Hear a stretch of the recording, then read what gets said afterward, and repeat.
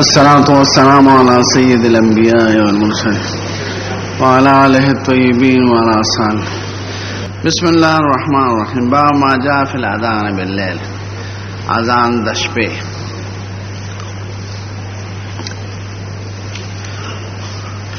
مسئلے ته خیال کړئ او اختلاف د مذاهب په دې مسله کې او دلایل او به یو علمی بحث ته چې امام ترمذی ورته اشاره کړې ده. نو څلور خبرو ته خیال لرئ. اوله مسله سره مسله دا چې د هر مانځ دپاره خو اذان بعد دخول الوقت،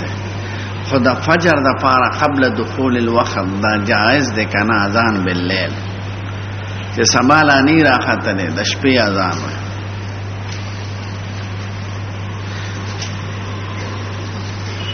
درې واړه ائمه کرام وایي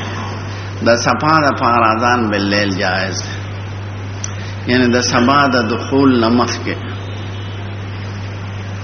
بیا د سبا نه پسې عاده شته که نه؟ ناغي وی عاده به دوباره سنت تا او که چاونه وی نو خیر.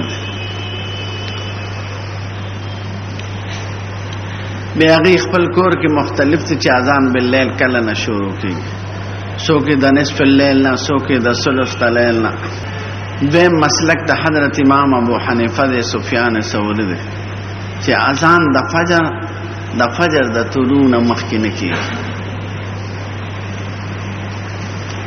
او امام بخاری د احناف ورې خوښه کړی چې اذان د فجر چې دی دا بعد الفجر قبل الفجر نه کیږي.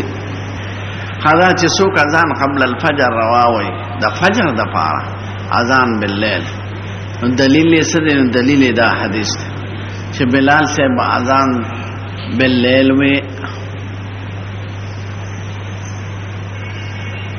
نو معلومه دا شوه چې اذان د فجر باللیل لوار.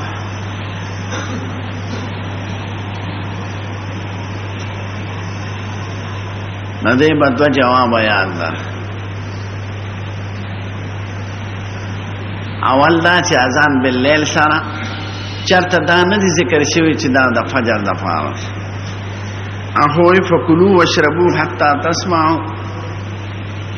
دا اکل شرب د پاره دی. او کله ویل یرجعنا لینبه نائمکم ویرجع قائمکم، کودی چې راپاسي د مانځه د پاره د تهجد، او که څوک ولاړی چې آرام وکړي. نو اذان باللیل شوی دی یقینا، خو د هغې هغه منشه د تشریح دا یادی که څوک چا پېشمني نه کړي چې پېشمني وکړي، او که څوک تهجد ته ولاړی چې آرام وکړي، او که څوک نه راپاسېدلی چې راپاسي. نو مونږ وایو اذان باللیل شوی دی، خو اذان د تسحیر دی، د پېشمني او اذان التسبیح دی د مانځه دپاره، او اذان التذکیر دی، نه اذان الفجر. نو دغه اذان مقاصدو کې پس نص حدیث کې دا راغلی دی لینبه نائمکم ويرجع قائمكم او وكلوا واشربوا او لا يمنعن احدكم سحور اذان بلال عن سحوره. دا بلال اذانم د سحور نه مننه کی. نو دې ته موږ اذان التسحیر وایو او اذان التذکیر او اذان التسبیح، نه اذان د فجر. دا یو و. نو نسن چې کوم علت ذکر دی هغه فجر د پاره خو نه دی. دویم دا چې څومره اذان باللیل شوی دی، نو که دا اذان د فجر د پاره وی نو چرته خو به یو واقعه کې دا راغلی وي چې اذان د فجر دوباره نه دی شوی. اذان د فجر باقاعده شوی دی. نو معلومه دا شوه چې ړومبی اذان د جدا مقاصدو دپاره، او اذان د فجر هغه بعد الفجر شوی دی. نو مونږ خو دا انکار د اذان باللیل نه کوو، خو هغه اذان د فجر نو د پاره د فجر، هغه اذان التسحیر. نو که دا اذان قبل الفجر د پاره د فجر وي، نو پکار دا چې یو ځل نیم خو حضور مبارک دا دویم اذان منع کړی وي، یو واقعیم په حدیثو کې دانشته چې دویم دل اذان نه دی شوی، نو چې دویم دل اذان یې ضروري ګڼلی دی، خو اذان الفجر دی. دویم که معنا ته وګورو نو د اذان مقصد خو اعلان بدخول الوقت، نو که اذان باللیل د فجر لپاره دی که اعلان بدخول الوقت نه راځي، او خو تجهیل لازم. د بانګ مقصد خو اعلان بالوقت، نو قبل الوقت و اعلام بالوقت نرازی. نو معلومه دا شو چې اذان د لیل شوی دی، خو د فجر د پاره نه دی، دا غي جدا حکمتونه دي. نو که څوک استدلال پدې کوي چې اذان د لیل شوی دی د فجر د پاره، نو د استدلال صحیح نه دی، دا ما ته ډېر ضعیف کاری او خانم من بیت العنکبوت دغه علت پر سره نصر ذکر. او په یو واقع کې خو اذان به نو شوی کړه، او هر ځل کې اذان کې اوس یو علمی بحث ته امام ترمذی اشاره کړه چې یو ځل بلال سے اذان وې،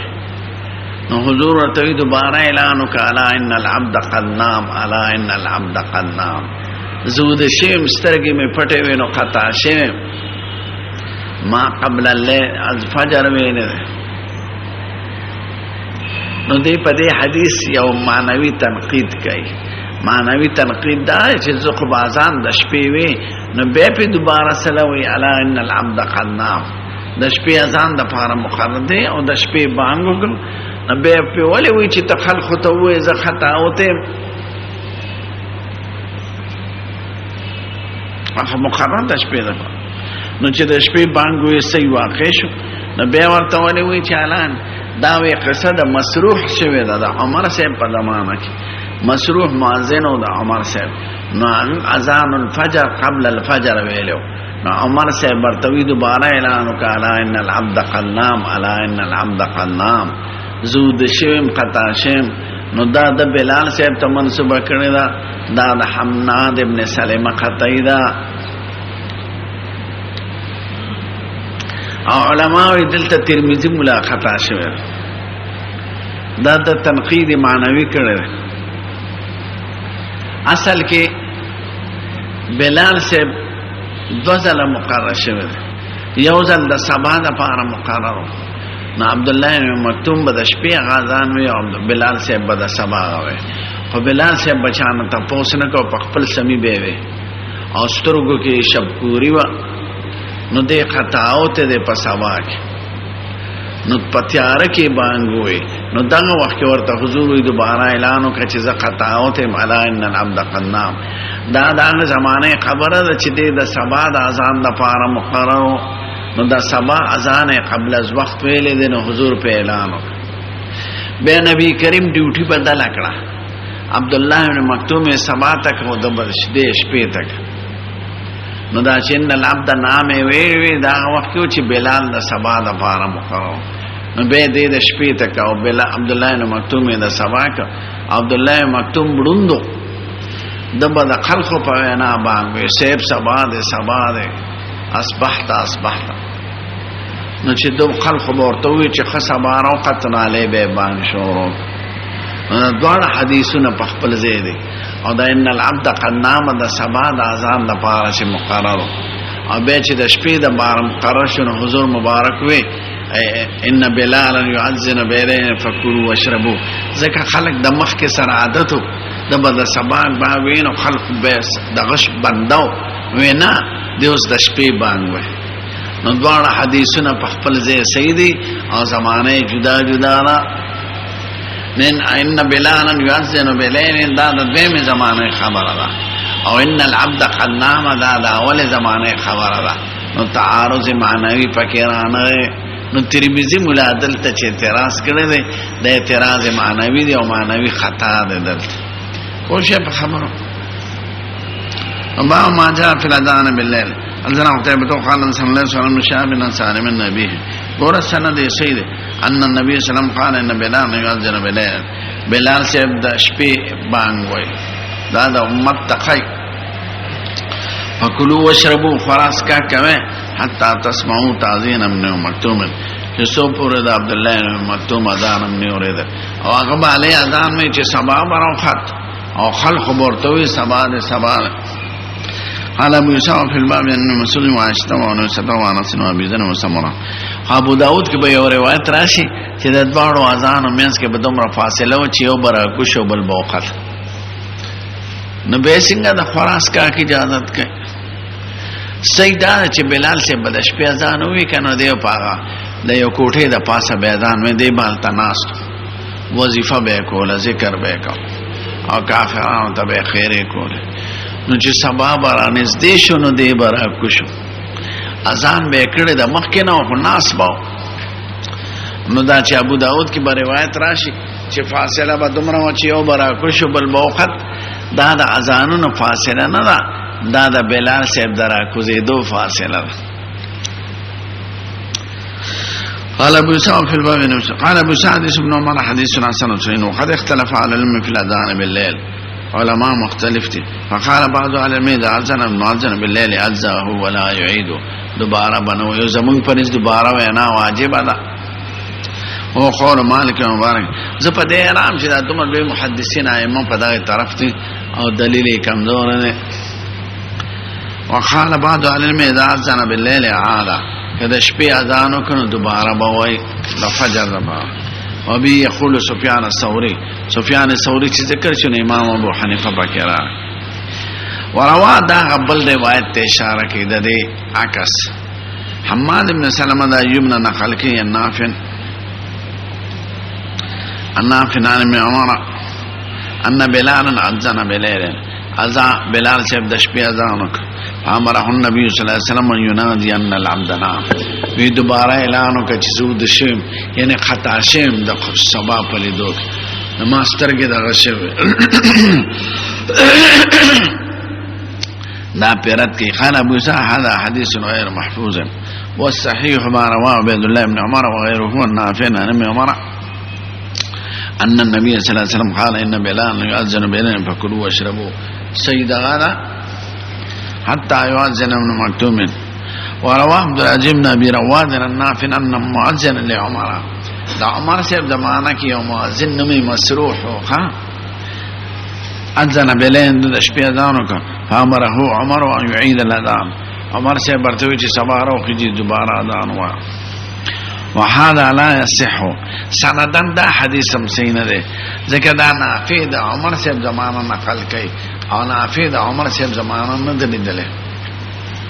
لانه النافع عمر منقطع دا نافع د عمر صاحب مینس کې انقطاع.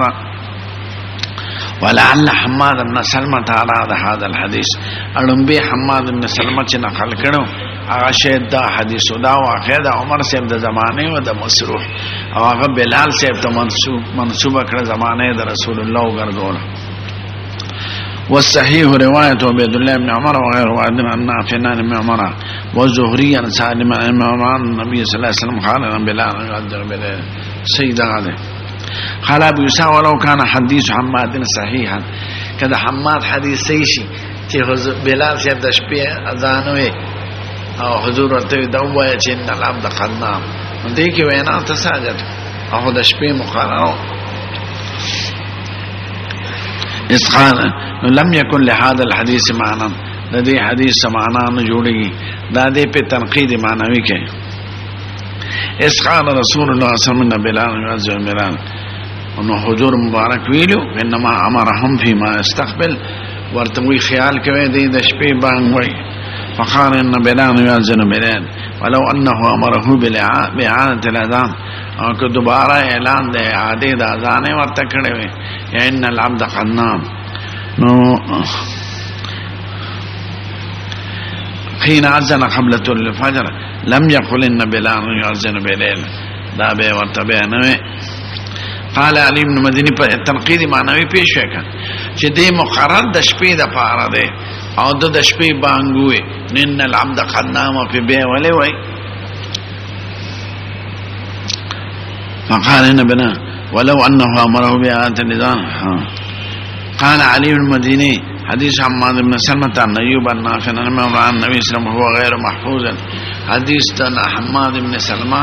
چې د بلال سے واقع کړی دا محفوظ نه ده. واخطا فی حماد بن سلمة او حماد بن سلمة پکې خطا شو. دا واقعا دا مسروح وا امار توی حقیقت کې واقعا دا بلالم سیدہ خدا بلال صاحب دو زمانه وي دا چې حکم دی عاده کړو دا غ زمانہ چې دی د سبا د پاره مقرر به رستو دی سب شپې تک دا ان بلال یؤذن بلین دا رسته واقعا دا اولمبه دی د سبا د پاره مقرر خو سبا کې غلطي وکړه دو درې ځله ان العبد قد نام اعلان پیوکو نو به ډیوټه بدل کړي د الله مکتومه سبا تک او د شپې تک ان العبد قد نام سید او ان بلال يؤذن بالليل سید تناقض پکې نشته تناقض د پاره وحدت شرط یو پکې وحدت د زمان دی نو چې زمانہ جدا شونه به تناقض د کوم نه با ما جاء في روحيه الخروج من مسجد بعد الاذان دا یو ادب بیان ہے ادب دا چې کوم جمعات کې اذان شو ته دلته جمعات نواتل بغیر د ضرورت شرعی نه تل بند ضرورت شرعی دا ده چې به دستنی یا تا باندې جمع د بل جماعت موقوفه ده ته بل جماعت کې امام نو کدا علت دی او نو دا دس خبره نو بار وتل بندي به جماعت تعلیزی چې جمع موک دا عام علماء او ابراهیم نخعی د اقامت نفس دل بندي د اذان نفس خیر و دی وی نسیدانا چې د اذان نفس پم نزه چې اوځي کې بانګ وشي کنه او ته جماعت کې ناشته نو چې سو پور د جمع نه کړي نه وځي البته د قبل جماعت جمع پتا موقوف ہے یا تقاضا بشری وی نو خیر او نیت ته دا واپس راتلو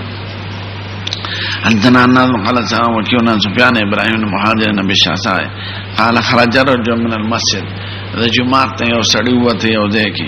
بعد ما اذن فيه بالعصر نمازګر باندې شو ابو هريره وای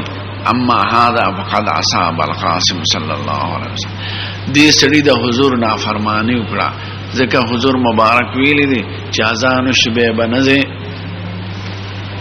قال ابو يسوع في الباب عن عثمان حديث ابي هريره حديث حسن صحيح وعلى هذا العمل عند اهل العلم ټول علماء په دې عمل کې په اصحاب د حضور مبارک او بعدهم الله يخرج احد من المسجد بعد الاذان جماعت تمسرين بعد الاذان الا من عذر مگر د عذر د وجنا ان يكون على غير وضوء لك بودسي او امر لا بد منه یا یو بل خبره ان د بل جماعت مسله په د موقوف ہے یا سفر ته رواني جو دی وی چې بل جماعت کې زمون لاندې کول شي ويروان ابراهيم النخعي ابراهيم النخعي تابعی دی وی انه قال يخرج ما لم ياخذ المؤذن في اقامه سړی وتی شي د اقامت نه پس په نشي وته دی دا غم دا کوي چې پس د اقامت تم نه پکا اصل کې اذان نه پس تل جائز دي فغم د معذور سره قال ابو سعد وهذا عندنا لمن له عذر في الخروج د ابراهيم نهي كلام معول لپاره چې د اذان نه پس تل جائز کړي دا فلمن له عذر